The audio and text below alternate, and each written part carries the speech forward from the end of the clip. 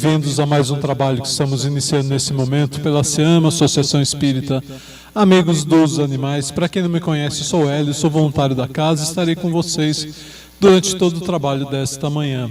Então vamos começando pelos nossos avisos gerais, né? Deseja falar conosco? Entre no site da SEAMA, é o www.aceama.org.br. Lá tem um chat que eu fale conosco, onde os nossos voluntários estarão atendendo as suas solicitações e esclarecendo as suas dúvidas. Lá você vai encontrar também um link, gente, para baixar a revista Espírita Digital da SEAMA. Nós temos vários números publicados. Você pode baixar ele em PDF no teu celular. Ou caso você tenha um celular com Android, você pode baixar o app Revista SEAMA e ler os números publicados diretamente no teu celular. Lembrando também que nós temos mais de 100 podcasts Fala Animal publicados em duas versões, o Fala Animal para adultos e o Fala Animal para crianças. O para crianças são áudios mais curtinhos, com historinhas e personagens, né, para aprender a atenção da garotada, mas esclarecê-las ao mesmo tempo. E lembrando também que nós temos o link para a loja virtual da SEAMA, que é o SEAMA Gastronomia. Ô Nádia, só uma coisinha, no final, depois que eu terminar a transmissão, você tem que chamar a Roseli para ela dar um aviso para o pessoal aqui, tá bom? Não, depois de encerrar, tá bom? Desculpa aí, gente. Nós temos o link para a loja virtual da SEAMA, que é o SEAMA Gastronomia, onde você pode adquirir os salgados congelados e também o livro Evangelho dos Animais, com a vantagem de entregar na casa do valor da compra, o frete é gratuito. E agradecendo a todos vocês que têm nos auxiliado com a campanha permanente de ração para os gatinhos do santuário. A gente agradece imensamente o saco de ração que vocês têm nos doado. A gente só pede, gente, que seja da marca Golden, tá? Qualquer tamanho, qualquer sabor, mais da marca Golden, que é o que não causa desarranjo gastrointestinal nos gatinhos. Eles já estão acostumados, ok? E por fim, o aviso que a gente está na fase... Nós estamos falhando no microfone, né, gente? Ou não, é minha voz que está sumindo mesmo. Bom, vamos lá. O aviso que a gente tem que dar nessa fase do trabalho, ultimamente não tem acontecido, mas quando a gente começava a transmissão, entravam pessoas postando mensagens, falando que estavam passando por dificuldades extremas para vocês fazerem PIX, transferências. Infelizmente, gente, tem gente aplicando golpes, então a gente pede que vocês não façam PIX, não façam transferências para não cair em golpes. E se alguém realmente estiver precisando de auxílio, entre em contato conosco, que veremos como é possível estar auxiliando, tá bem? Esses são os nossos avisos gerais. E o que importa agora para quem está nos assistindo pela primeira vez ou frequentando a casa pela primeira vez é o preparo, né, a parte de vocês no trabalho. O que vocês devem fazer? Qual que é a lição de casa? Vocês têm que fazer o Evangelho no lar pelo menos uma vez por semana, com o dia da semana e hora marcado, junto com o animalzinho. Se vocês já fazem o Evangelho lá para a família, escolham um outro dia ou pelo menos um outro horário, pois são equipes espirituais distintas, tá? Que vão na casa de vocês. Então toda semana tem que ser o mesmo dia da semana e a mesma hora que vocês estão marcando o encontro com a equipe espiritual. Em casos mais graves, faça o Evangelho diariamente ou de hora em hora. Esses dois não precisam marcar hora. E o de hora em hora é uma estrutura mais simples, tá? Uma prece, uma leitura do trecho do Evangelho, só para subir a vibração e se conectar com a equipe espiritual que vai na casa de vocês, tá bom? E a água, né? A gente sempre pede que vocês tragam 2 garrafas de águas identificadas, uma com o nome de você, tutor, outra com o nome do animalzinho. Mais de um animal, mais de um tutor, uma garrafinha para cada um, sempre com o nome, porque na sala de passe, quando vocês vão tomar o passe ou quando a equipe espiritual vai no lar de vocês fazer os tratamentos, eles vão fluidificar as águas, entre aspas, colocar o remédio necessário a cada animal ou a cada tutor. Por isso precisa estar identificadas, tá bom? E como trocar essa água? Mesmo que vocês assistam todos os nossos trabalhos, o de hoje, que a gente transmite também pela internet, o que... Terça e quinta, que é só transmissão pela internet, terça às 19h, quinta às 16h30, né? Vocês escolhem um dos dias do trabalho para trocar a água de vocês, uma vez por semana, tá? Se por acaso ela acabou antes do próximo trabalho, Encham em casa com água filtrada, façam o evangelho e solicite que a equipe espiritual vai frutificar. Se faltou, completem. Se faltou, eu acabei de falar, né? Se sobrou na garrafinha, descartem num vaso de planta e encham com água filtrada e tragam no próximo trabalho ou adquiram aqui na casa o que for mais conveniente para vocês, tá? Nunca, se sobrou na garrafinha, nunca complete, porque o tratamento muda de uma semana para outra, tá? E como beber água? Você, tutor, faz uma prece, para você bebe um fundo de copo, né, 2 vezes ao dia, para durar a semana toda, e para o animalzinho, você faz a prece e dá de 2 a 4 vezes diretamente na boquinha dele, tá? Essa é a forma de dar a água para o animalzinho. E, por fim, o preparo que vocês, tutores, têm que fazer no dia do atendimento, né? No dia do atendimento, vocês não podem comer nenhuma espécie de carne, nem vermelha, nem branca, nem peixe, não fumar e não ingerir bebidas alcoólicas. Todas estas energias interferem no tratamento.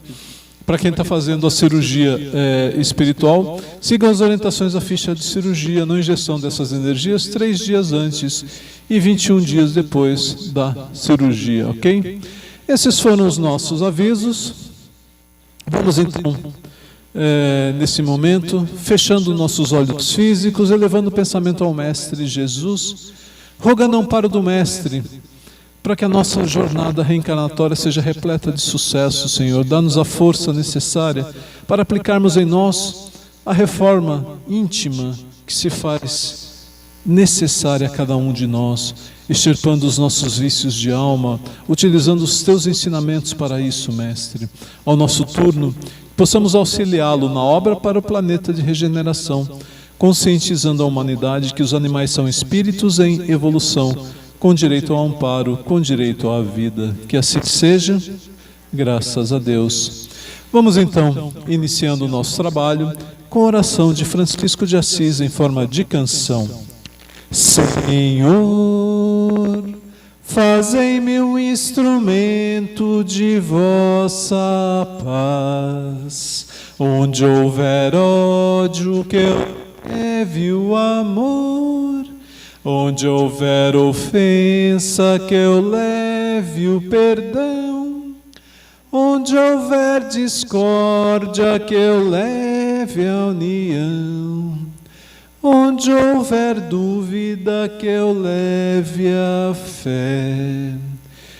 Onde houver erro, que eu leve a verdade.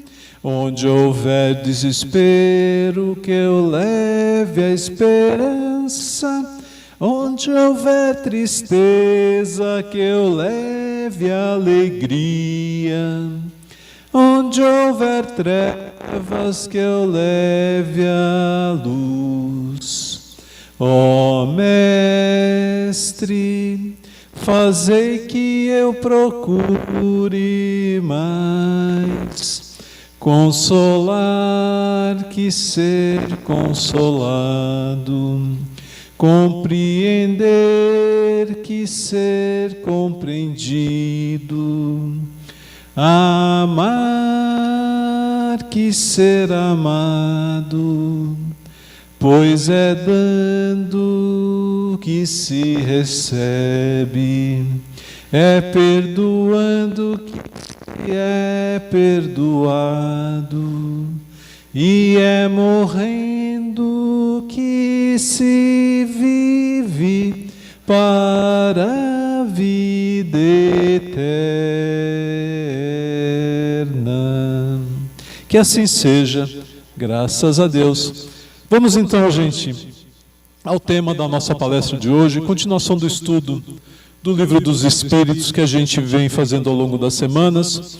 Então a gente está agora na parte 2, no capítulo 3, que fala da vida espírita. Hoje a gente vai falar da questão 257, o ensaio teórico da sensação nos espíritos.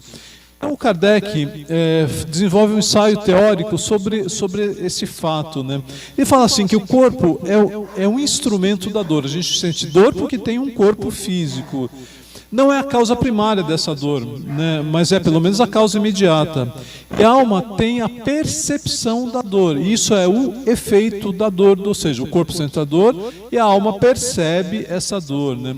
E o espírito tem a lembrança dessa dor que ele conserva, né? Que pode ser bastante penosa.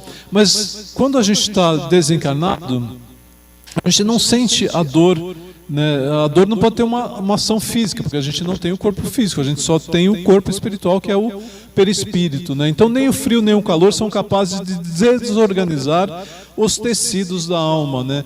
Ela não é suscetível de congelar-se ou de queimar-se, por exemplo, né?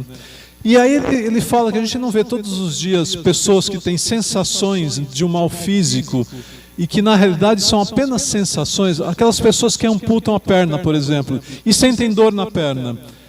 A perna não está mais lá, mas eles têm a percepção da dor. E o mesmo princípio se acontece com a questão da sensação da dor que a alma sente quando está desencarnado. Então Kardec desenvolve um estudo mais profundo, a partir do aprofundamento do estudo do perispírito. Ele faz esse ensaio teórico, né? O perispírito, relembrando, né, é o laço que prende o espírito, que liga o corpo físico ao espírito. Além disso, ele é o agente, através do perispírito, que as sensações do corpo físico são transmitidas para o espírito, porque ele é o laço e ele é um instrumento que transmite isso, né?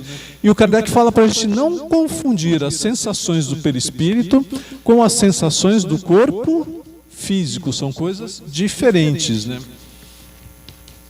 Então ele fala assim, né, que o espírito pode sofrer, sim, mas não é um sofrimento corporal, né? Muitos se queixam do calor, do frio, mas é mais uma percepção. Ele inclusive usou um exemplo de espíritos que atravessam as chamas sem que experimentem, por exemplo, dor alguma, né? A dor que sentem, portanto, não é uma dor física propriamente dita, é um vago sentimento íntimo, é mais uma reminiscência do que uma realidade. Porém, ela é igualmente penosa para o espírito que não se desprendeu o suficiente, né? Ensina a experiência, o Kardec fala, né, que na ocasião da morte, o perispírito se desprende mais ou menos rapidamente, dependendo do quê? Da elevação do espírito, né?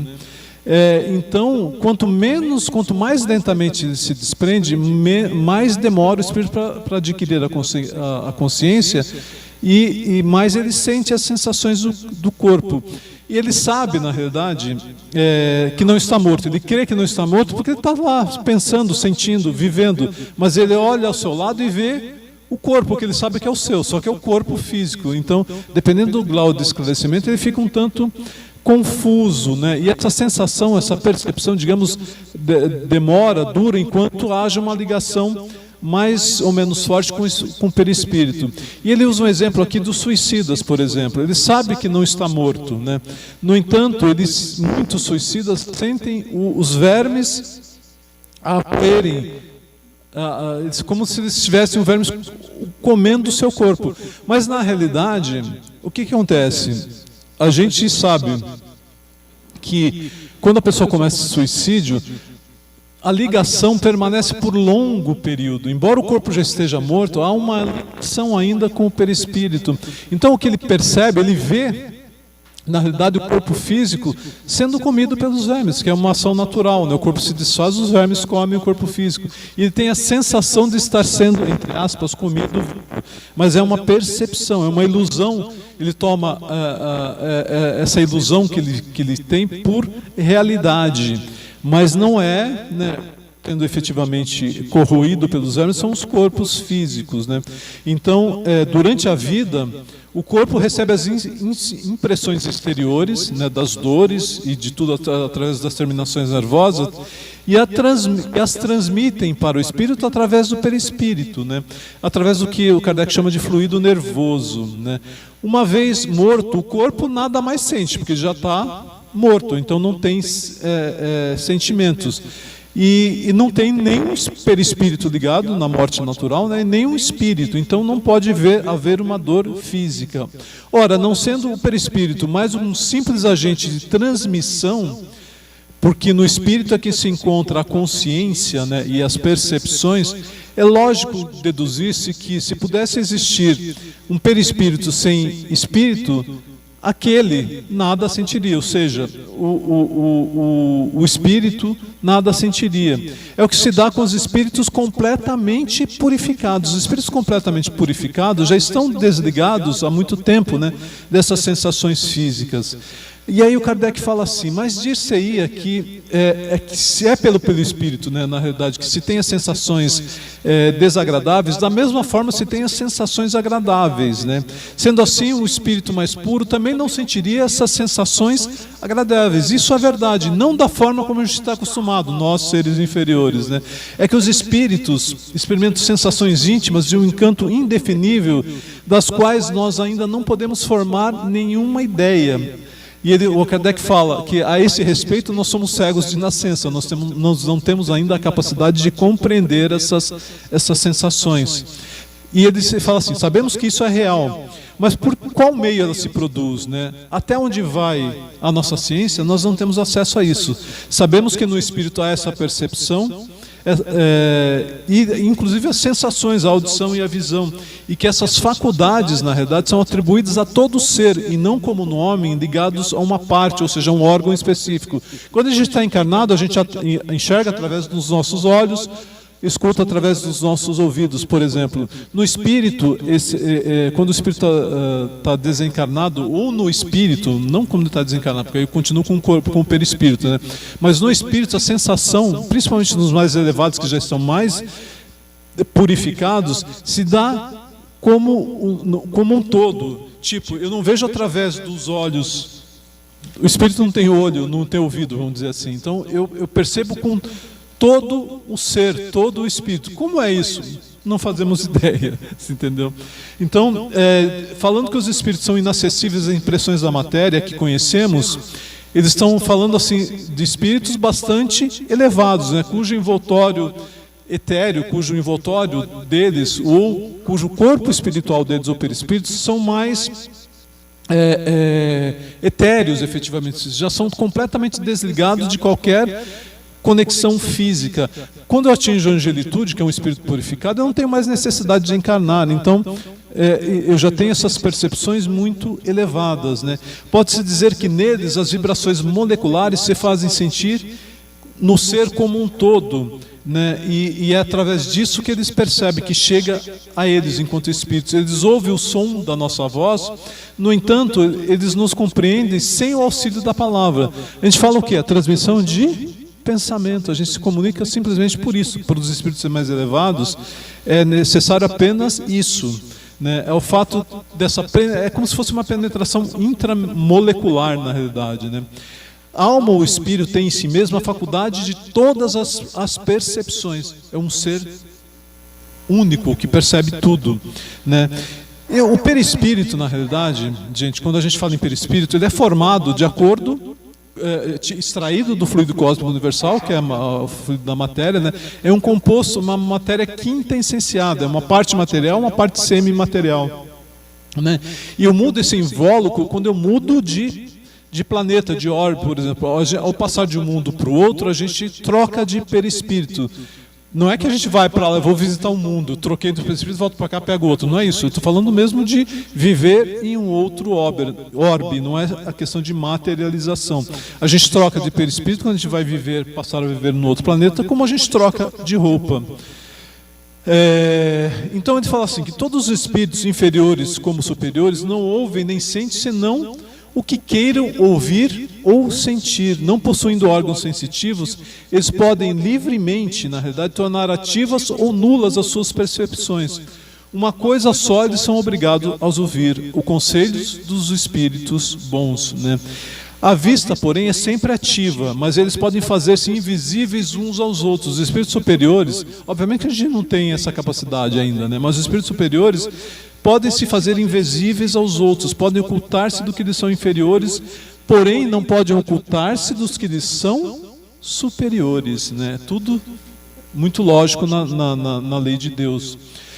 E aí ele fala assim, né? Nos primeiros instantes que se seguem à morte, a visão do espírito é sempre turbada e confusa, porque a gente está naquele processo de confusão mental. Isso os que estão conscientes, porque a maioria de nós desencarna de maneira inconsciente.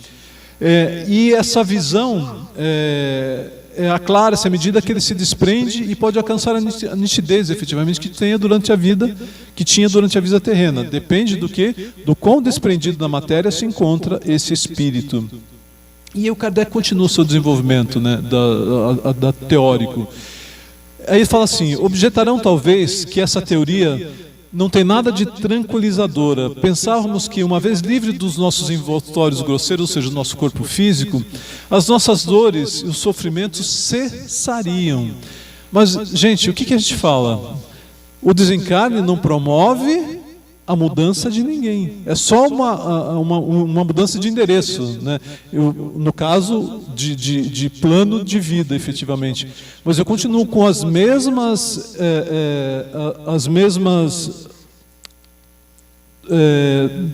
vamos dizer, os mesmos defeitos e as mesmas qualidades que eu tinha.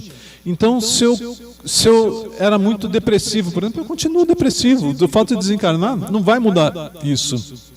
Então, as dores também vão continuar existindo, né? Os sofrimentos desse mundo, na verdade, tanto do material quanto do espiritual, independem do material que ele está falando especificamente. Independe da nossa vontade. Mas, contudo, a maioria deles são devidos à nossa vontade. Como assim alguém tem vontade de sofrer? Não é exatamente dessa forma que se procede, mas assim como resultado, como efeito dos nossos atos, né?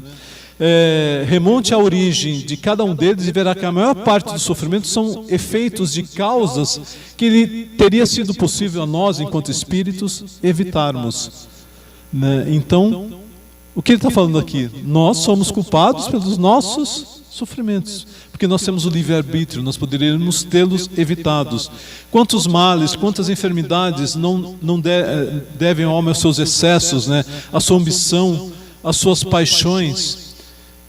O mesmo se dá com o espírito, né? O sofrimento que se passa são sempre a consequência da maneira como ele viveu na Terra. Por quê? Vimos que o seu sofrer resulta nos laços que ainda o prendem à matéria, que quanto mais livre estiver da influência da matéria, mais desapegado dessas dores ele está. Por quê? Gente, nós temos um negócio que se chama livre-arbítrio, né? Então vamos dominar as nossas paixões, que nós vamos cessar com os nossos sofrimentos, né? Se o espírito está mais liberto da matéria, do jugo da matéria, ele não mais deixará se influenciar pelo sofrimento que isso causa. Nenhuma recordação dolorosa lhe advirá dos sofrimentos físicos que haja padecido. Nenhuma impressão desagradável eles terão, porque apenas terão atingido seu corpo e não a sua alma. Sentir-se-á feliz por estar libertado desse corpo, né, que ele usou como instrumento, e a sua consciência estará em paz. E o Kardec fala assim, que eles interrogaram milhares de espíritos que na Terra pertenceram a todas as classes da sociedade e ocuparam todas as posições sociais. Eles acompanharam passo a passo esses espíritos e notaram sempre que os sofrimentos guardam relação com o proceder que eles tiveram e com as consequências que esse proceder causaram. Então, todo sofrimento, seja ele físico, seja ele moral, está ligado diretamente às nossas ações. Então, esse é um ensaio teórico que ele faz a respeito dessa questão da dor, né? Que incomoda muita gente. Fala, mas a doutrina espírita é uma doutrina da dor. Não, na verdade eles nos esclarecem que a dor, na verdade, depende, sentir a dor, criar um futuro de dores depende, ou de felicidade sem dores, depende exclusivamente de nós, de nossos atos. Tudo bem, gente? Vamos então, finalizando a nossa palestra. Você avisou a avô lá? Mais uma vez fechando nossos olhos físicos, elevando novamente o pensamento ao Mestre Jesus, vibrando por toda a humanidade, por todos os animais do planeta, vibrando por nossos familiares, por nossos lares, por nossos amados filhos do coração e por nós mesmos. Que assim seja, graças a Deus.